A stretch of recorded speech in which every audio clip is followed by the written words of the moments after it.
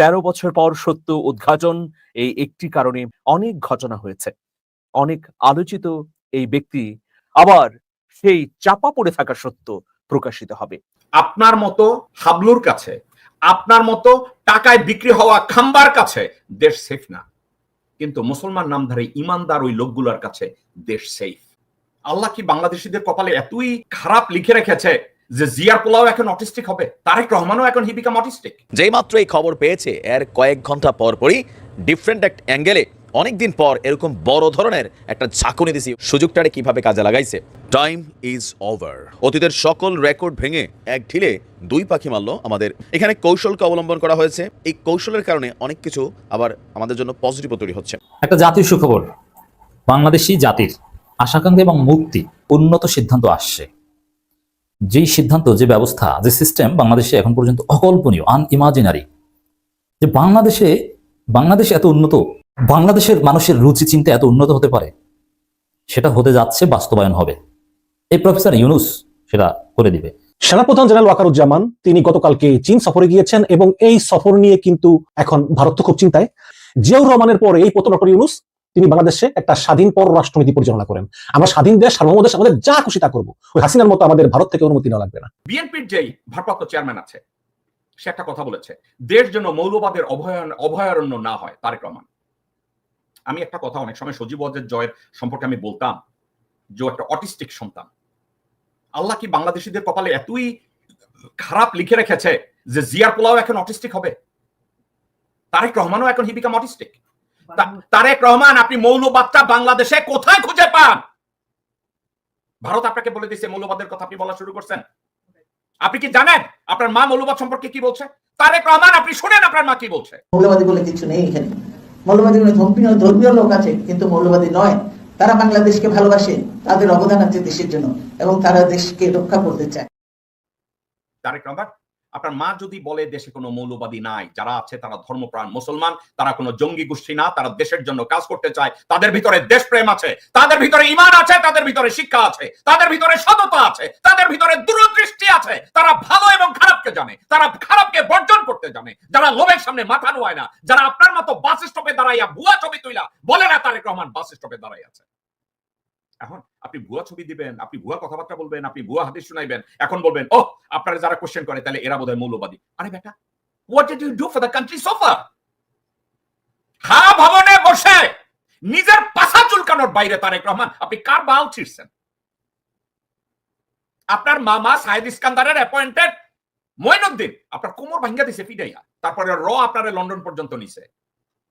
এমনকি আপনারে শিখায় দেয় তুই লাইলাহা বলার বদলে বলবি সারে জাহাছে। আচ্ছা, ওইনে বসে বসে কি সারাদিন হিন্দি সিনেমা দেখেন? কামের কাম তো কিছু করেন না। ওই কার্টুনের মতো মাঝে মাঝে কি বক্তৃতা দেন, দেখলে বমি আসে। বলছি স্পিচ রাইটার সরান, স্পিচ রাইটার পরিবর্তন করেন, এটাও করবেন না। নিজেও লিখতে পারবেন না, ভালো একজন রাইটারও খুঁজবেন না, কি করবেন? নাকি মনে করেন এমপিগিরি টিকিট বেচবো আর লোকজনের কাছ থেকে পয়সা নেবো, লন্ডনে বসে বিলিয়নিয়ার হবো? এর বাইরে কি আপনার কোনো পরিকল্পনা আছে? আপনার মা সরাসরি বলছে বাংলাদেশে কোনো মৌলবাদী নাই, বাংলাদেশে ধর্মপ্রাণ মুসলমান আছে, যারা শিক্ষিত, যারা ইমানদার, যারা সৎ, যাদের ভিতরে দেশপ্রেম আছে, যারা বিক্রি করবে না নিজের দেশকে ভারতের কাছে, তারা আছে। আপনার মতো হাবলুর কাছে, আপনার মতো টাকায় বিক্রি হওয়া খাম্বার কাছে দেশ সেফ না, কিন্তু মুসলমান নামধারী ইমানদার ওই লোকগুলোর কাছে দেশ সেফ। টুপি পরা দাড়িওয়ালা ওই লোকগুলোর কাছে দেশ অনেক সেফ, আপনার মতো লোকদের কাছে না, মির্জা ফাকের মতো লোকজনের কাছে না, গোরখদ কাব্বাসের মতো লোকের কাছে না, রুমিন ফারহানের মতো লোকজনের কাছে না, আমির খসরু মাহমুদের কাছে না, বিএনপি শাওয়ার কাছে না। ভারতের যে কয়েকজন এমপি বাংলাদেশের মানুষের কাছে পরিচিত, তার মধ্যে এই একজন হচ্ছেন ওয়াইসি। আপনারা স্ক্রিনে যার ছবি দেখছেন, বিশেষ করে কাশ্মীর ইস্যুতে ইভেন বা অতীতেও মুসলমানদের পক্ষ হয়ে যেহেতু তিনি একটি মুসলিম দলকে রিপ্রেজেন্ট করেন, তো বিভিন্ন সময় তার বক্তব্যকে কেন্দ্র করে বাংলাদেশের মানুষের কাছে তিনি গ্রহণযোগ্যতা পেয়েছেন, অনেকের কাছে তিনি অনেক পছন্দের ব্যক্তিত্ব। বাট গতকালকে তিনি যেই বক্তব্য দিয়েছেন, এই বক্তব্যকে কেন্দ্র করে বাংলাদেশ ভারতের বা বাংলা ভাষাভাষী যারা আছেন তাদের কাছে নতুন আরেকটা আইডেন্টিফিকেশনে চলে গিয়েছেন এই ওয়াইসি। কি এমন বক্তব্য দিলেন? শেখ হাসিনার জন্য দুঃসংবাদ কতটুকু হবে আমি ঠিক না, বাট একটা দাবি উঠিয়েছেন এই ওয়াইসি। কি সেই দাবি? আসাদুদ্দিন ওয়াইসির দাবি, ভারতে যিনি বাংলা ভাষায় কথা বলেন তিনি বাংলাদেশি হয়ে যাচ্ছেন। এ থেকে বোঝা যায় ভারতে এখন বিদেশাতঙ্ক কাজ করছে। তারপর হচ্ছে তিনি আরেকটা বক্তব্য তুলছেন যে ঢাকায় যে জনপ্রিয় গণ অভ্যুত্থান ঘটে গেছে ভারতকে সেটি মেনে নিতে হবে এবং বাংলাদেশের বর্তমান সরকারের সঙ্গে সুসম্পর্ক গড়ে তুলতে হবে। ভারতে একজন বাংলাদেশিকে রাখা হয়েছে যিনি বিবৃতি এবং বক্তব্য দিয়ে সমস্যা তৈরি করছেন, অথচ মালদা এবং মুর্শিদাবাদের দরিদ্র বাংলা ভাষাভাষী ভারতীয়দের পুনে থেকে কলকাতায় বিমানে পাঠিয়ে নো ম্যানস ল্যান্ডে ফেলে দিচ্ছে এই মোদির সরকার। ভারতের প্রধানমন্ত্রী নরেন্দ্র মোদীকে প্রশ্ন করে হায়দ্রাবাদের এমপি বলছেন, আমরা কেন বাংলাদেশের ক্ষমতাচ্যুত প্রধানমন্ত্রী শেখ হাসিনাকে ভারতে রাখছি, তাকে ফেরত পাঠানো হোক, কারণ তিনিও তো বাংলাদেশি, তাই না? তো আলোচনার সূত্রপাতটা হচ্ছে দেশটির ইংরেজি দৈনিক দ্য ইন্ডিয়ান এক্সপ্রেসের আইডিয়া এক্সচেঞ্জ নামক একটা প্রোগ্রাম আছে।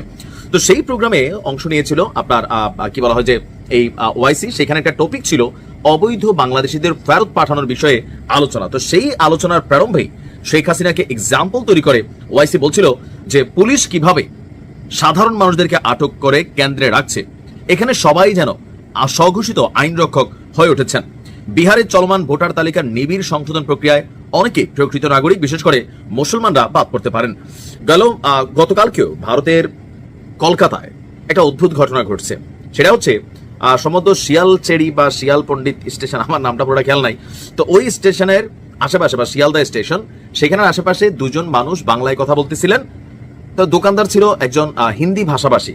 সেখান থেকে এই দুইজন বাংলা ভাষাভাষী মানুষকে মানে কি বলেছে বাংলাদেশি ট্যাগ দিয়া সেই লেভেলে পিটানো হয়েছে। পরবর্তী সময় জানা গেল তারা ভারতের পশ্চিমবঙ্গের নাগরিক, তারা বাংলা ভাষায় কথা বলে।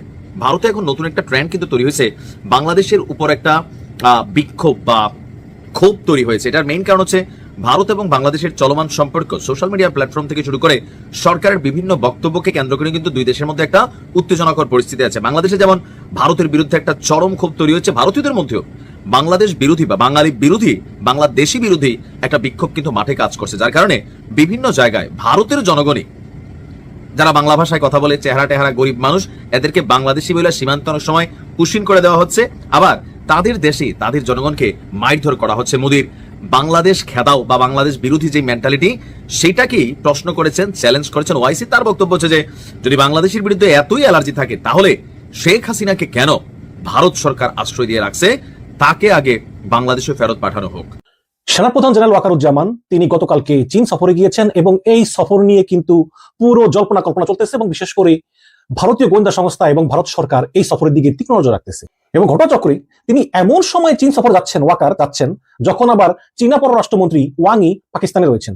আবার আগামী শনিবার পাকিস্তানের উপপ্রধানমন্ত্রী তথা বিদেশ মন্ত্রী ইসাকদারের ঢাকা সফরে যাওয়ার কথা রয়েছে এবং অলরেডি পাকিস্তানের বাণিজ্য মন্ত্রী বাংলাদেশে অবস্থান করতে। আমরা স্বাধীন দেশ, আমরা যার সঙ্গে মন চায় তার সঙ্গে ব্যবসা বাণিজ্য করবো। এবং দর্শক, আমার মনে হয় যে জিয়াউর রহমানের পরে এই প্রথম ডক্টর ইউনূস তিনি বাংলাদেশে একটা স্বাধীন পররাষ্ট্রনীতি পরিচালনা করেন। আমরা স্বাধীন দেশ, সার্বভৌম দেশ, আমাদের যা খুশি তা করবো, ওই হাসিনার মতো আমাদের ভারত থেকে অনুমতি নেওয়া লাগবে না। তো এটাই করতেছে। এবং আমি মনে করি যে 5 অগস্ট হাসিনা পালিয়ে যাওয়ার পরে ভারত অনেক চেষ্টা করেছে এই দেশকে অস্থিতিশীল করতে, স্টিল চেষ্টা করে যাচ্ছে। ভারতীয় গোয়েন্দা সংস্থা র এবং আওয়ামী লীগ সহ মিলে তারা যাচ্ছে যে বাংলাদেশে একটা অরাজকতা পরিস্থিতি সৃষ্টি হোক, কিন্তু আল্লাহর রহমতে এখনো ঠিক আছি আমরা। সুতরাং এই সেনাপ্রধান ওয়াকারুজ্জামান তিনি চীনে গিয়েছেন, চীন সফর অবশ্যই সফল হবে এবং চীনের সঙ্গে আমাদের সম্পর্ক রাখতেই হবে। দর্শক, ডক্টর ইউনূস চলে যাবেন ফেব্রুয়ারিতে, কিন্তু পরবর্তী যে সরকার আসবে তার সবচেয়ে বড় চ্যালেঞ্জই হবে আমেরিকা এবং চীনের মধ্যে ভারসাম্য রক্ষা করা। অনেকে বলতে পারেন তাহলে ভারতে কি হবে, অত ছাগলের 3 নম্বর বাচ্চা, ওর চিন্তা করা দরকার নেই। চীন এবং আমেরিকার ভিতরে ভারসাম্য রক্ষা করেই আমাদের চলতে হবে। আমাদের আমেরিকার সঙ্গে ব্যবসা বাণিজ্য করতে হবে, রপ্তানি করতে হবে এবং চীন হবে আমাদের উন্নয়ন সহযোগী। ব্যালেন্স করে চলতে পারলে আর বাংলাদেশের উন্নতি কেউ ঠেকিয়ে রাখতে পারবে না। এবং যদি পরবর্তী সরকার ইউনূস সরকারের নির্দেশিত পররাষ্ট্রনীতি অনুসরণ করে, সেটাই হবে বাস্তব। আপনি দেখেন সেনাপ্রধান গিয়েছেন, তারপরে নাহিদ ইসলামকে চীনা কমিউনিস্ট পার্টি আমন্ত্রণ জানিয়েছে চীনে সফর করার জন্য। নাহিদ ইসলাম খুব সম্ভবত মালয়েশিয়া সফরের পরেই নাহিদ ইসলাম মালয়েশিয়া থেকে চীন যাবেন, চীন থেকে বাংলাদেশে আসবেন। তাহলে দেখুন, এনসিপি, জামাত ইসলাম, বিএনপি সবাইকে কিন্তু চীন দাওয়াত করতেছে এবং সম্পর্ক উন্নয়ন করতেছে। এবং যে তিস্তা মহাপ্রকল্প, সেই মহাপ্রকল্প ডক্টর ইউনূস চীনকে দিয়ে বাস্তবায়ন করাবে এবং সেজন্য 6,700 কোটি টাকা চীনের কাছ থেকে লোন চেয়েছে। চীনের কাছ থেকে লোন নিয়ে চীনই করবে। অথচ শেখ হাসিনা কিন্তু এটা ভারতকে দিয়ে দিয়েছিল ক্ষমতা ছাড়ার আগে, ভারত সফরে গেছিল না। তো যেই সমস্যা ভারতই ক্রিয়েট করেছে তিস্তাতে বাদ দিয়ে, গজলডোবার সেখানে বাদ দিয়ে, সেইটা আবার ওই ভারতকে দিয়েছে। ভারত করতো কি, ভারত ওই যে মানে কন্ট্রাক্টটা নিয়ে অল্প অল্প কাজ কতটুকু করে ফেলে দিত, শেষ করতো না। ভারত তো পয়সা নেই, কিন্তু এখন চীনকে দিয়েছে, চীন এটা করবে। এখন ভারতের কনসার্ন যে আমাদের ওই শিলিগুড়ি করিডোর কাছে, চিকেন নেকের কাছে, এত কাছে চীনারা আসবে। আরে আমরা আমাদের প্রকল্প বাস্তবায়ন করবো চীনকে দিয়ে, চীন কাজ শেষ করে চলে যাবে। তোমাদের যদি সিকিউরিটি কনসার্ন থাকে আমাদের সঙ্গে আলোচনা করো। আজকে সেনাপ্রধান ওয়াকারুজ্জামান তিনি চীনে গিয়েছেন, এবং আমি মনে করি যে চীন সরকারের সঙ্গে আমাদের সফল যে সামরিক বিভিন্ন লজিস্টিক্স, মেশিনারি আদান প্রদান এবং অস্ত্রশস্ত্র এবং প্রযুক্তি, এসব বিষয়ে খুব একটা ভালো আলোচনা করে, একটি ফলপ্রসূ আলোচনা করে আমাদের সেনাপ্রধান আবার আমাদের মাঝে ফিরে আসবেন।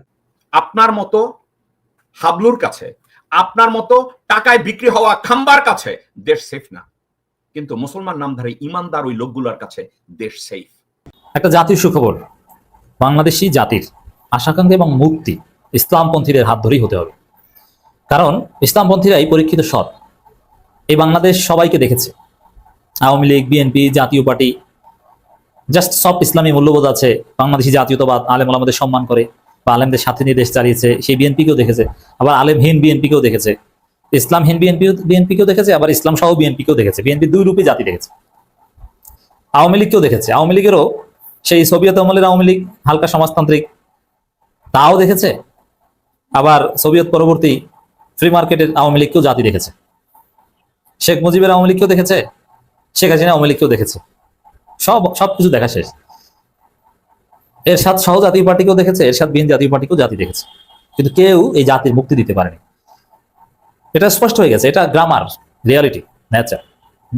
এই বাংলাদেশি জাতির মুক্তি হবে ইসলামপন্থীদের হাত ধরে, যারা আল্লাহকে ভয় করে, যারা 1 টাকা চুরি করবে না, যাদের দুনিয়াবি যোগ্যতা আছে, আখেরাতেও তারা সম্মানিত হবে, যারা দিনী এবং দুনিয়াবি দুই লাইনের যোগ্য, যারা কোরআন হাদিস বুঝে এবং পলিটিক্যাল সায়েন্স বুঝে, যারা ফিকহ বুঝে এবং কনভেনশনাল জুরিসপ্রুডেন্সও বুঝে, যারা উসুল বুঝে, জুরিসপ্রুডেন্স বুঝে, যারা শরিয়া ল বুঝে, যারা কনভেনশনাল ল বুঝে, এই দুই ধারায় শিক্ষিত লোকজন, এই অলরাউন্ডার লোকদের হাতেই বাংলাদেশ নিরাপদ, তাদের মুক্তি হবে তাদের হাত ধরে। তো এই জায়গায় ইসলামপন্থীদের ঐক্য জরুরি। ইসলামপন্থীদের ঐক্য ঠেকানোর জন্য নানা ষড়যন্ত্র আছে এবং থাকবে, কিন্তু সব ষড়যন্ত্র উপেক্ষা করে ইসলামপন্থীদের ঐক্য প্রায় চূড়ান্ত। ইসলামপন্থীদের ঐক্য ঠেকাতে কত থিওরি, না জামাত শিবিরকে রাখা যাবে না, তাদের আকীদার সমস্যা, এটা কি করবো, সমমানারা ঐক্য করি, জামাত তো মওদুদিবাদ, আবার 71 প্রশ্ন আছে, কত কিছু, কত থিওরি বাজারে চলতে, এখন কোনো থিওরি নেই, সব বাতিল।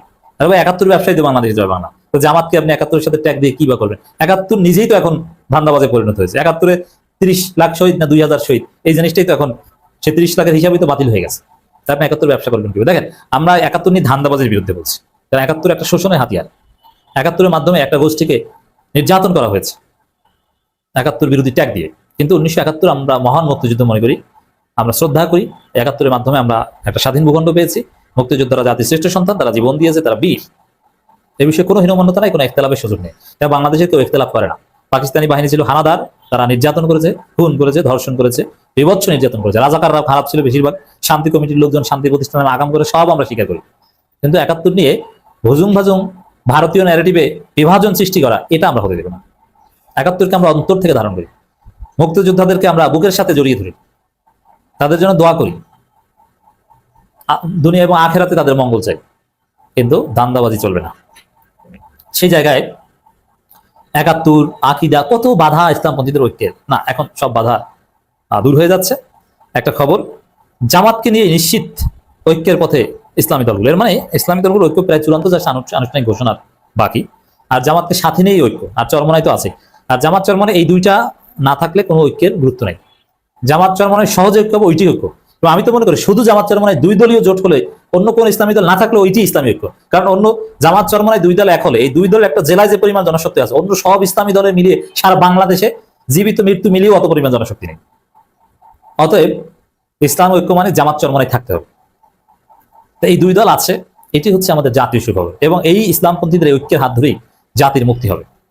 কোনো এরশাদ, কোনো জিয়াউর রহমান, কোনো খালেদা যুক্ত, খালেদা মুক্ত বিএনপি কেউ ওই জাতির চূড়ান্ত মুক্তি দিতে পারেনি। সবাই প্রতারণা করেছে। ক্ষমতা পেয়ে ভোট চুরি খালেদা জিয়া নিজে করতে চেয়েছিলেন। 6 সালে খালেদা জিয়া কি করতে চেয়েছিলেন আমরা জানি না, কত নাটক। অতএব ইসলামপন্থীরাই হচ্ছে আমাদের চূড়ান্ত আস্থার প্রতীক। সব দেখা শেষ, এবার হুজুরদের দেখবো। স্লোগান একটাই হবে।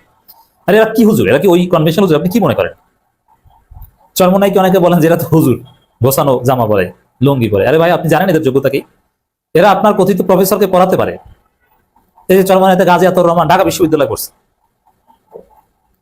অনার্স মাস্টার্সও আছে, আবার দাওরা হাদিসও আছে, কামিলও আছে। তা আপনি কি চান বলেন?